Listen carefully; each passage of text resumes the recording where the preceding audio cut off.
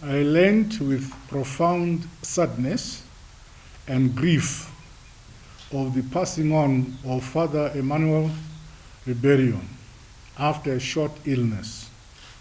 Not long ago, I had an opportunity to interact with the late departed cleric, until now the only one still alive from a generation of prison chaplains who ministered to many incarcerated nationalists and condemned freedom fighters during the dark days of our struggle for independence. The others who are all late were Father Swift, Father Mnangagwa, and Father Mapondera. Little did I know that I would not see him again in this life. Father Emmanuel Ribeiro, service to the Catholic Church and to our country was long and eventful. From serving in many remote rural parishes, the late Father Ribeiro dedicated the latter part of his ministry in colonial days to catering to the spiritual needs of many freedom fighters, serving long prison terms, and to those summarily condemned to death for resisting settler colonialism. Equally, he would frequent prisons and detention centers, housing leading nationalist leaders, to pray with them, thus giving them hope and infusing faith in the eventual triumph of our cause to free our people and our country from colonial bondage. In the case of condemned former prisoners like myself, his figure became one of the only contacts we had with the outside world, or the only and the last human being one would see before one met one's cruel fate at the hands of colonial authorities. His religious chores as a prison chaplain thus brought him in direct contact with souls in acute distress, indeed exposed him to horrible sins of settler penal cruelty, sins which haunted him to his last day in this life. I'm aware that he breathed his last while working on what has now turned to be his last assignment, namely that of tracing last steps of numerous freedom fighters whose lives were shortened by the cruel penal system of settler governments. A good many of these he had vainly tried to serve, with lack of success in each case weighing down on his conscience.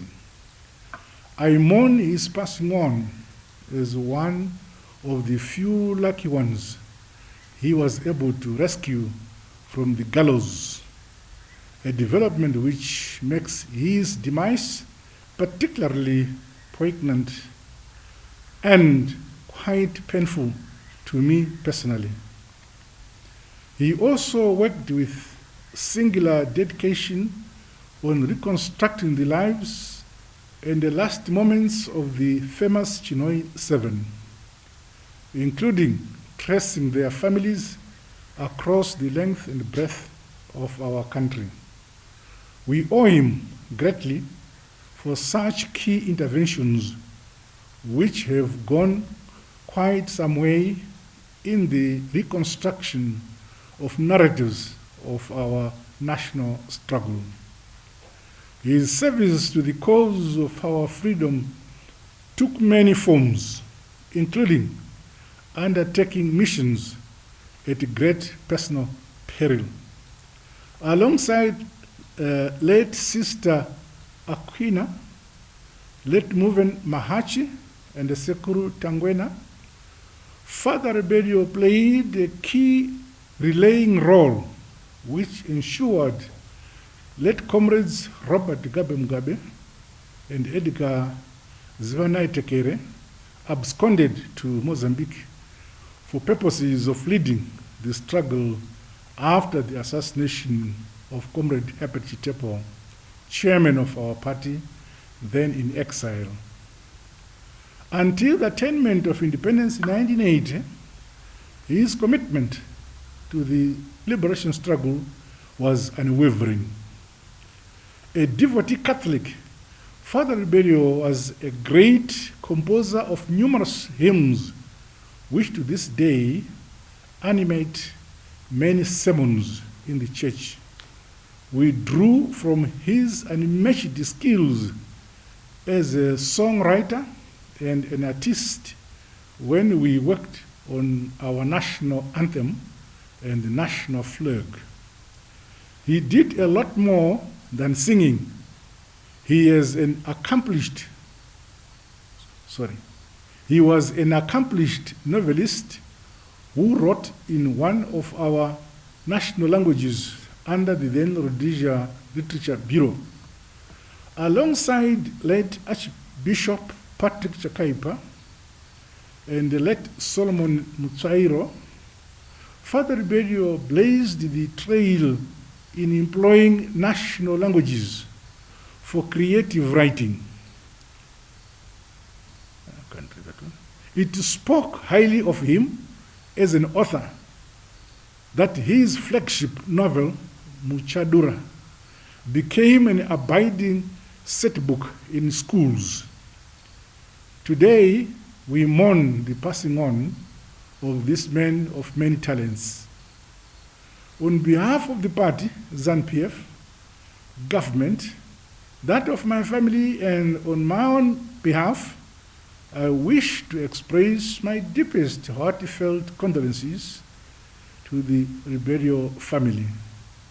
Above all, I tender my sincere condolences to the Archbishop of the Archdiocese of Harare, His Grace Archbishop Robert Ndlovu, and the entire membership of the Catholic Church in Zimbabwe. We keenly feel and share your pain and grief, praying that the good Lord rests Father Emmanuel Ribeiro's soul eternally.